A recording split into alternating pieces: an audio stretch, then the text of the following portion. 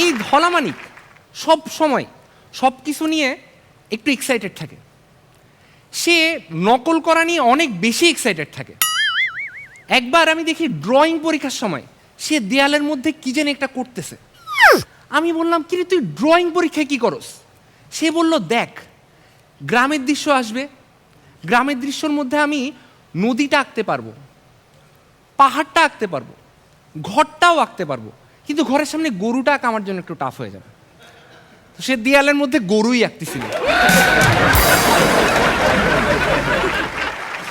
একবার আমাদের head sir নিজে আসছে পরীক্ষার মধ্যে গার্ড দিতে।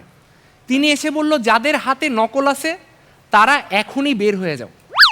আর আমি কিছুই বলবো না, বাইরে থেকে নকল রেখে আসো, কিন্তু যদি পরীক্ষার সময় ধরা পড়ো তাইলে কিন্তু খবর আছে। এই শুনে ধলামানিক উঠল, উঠে বের হয়ে পাশে গেল, বাইর হয়ে আবার ভিতরে ঢুকে পরীক্ষা দিতে বসলো। এবং আমি জীবনে প্রথমবার কাউকে খালি আন্ডারওয়্যার আর গেঞ্জি পরে পরীক্ষা দিতে দিই।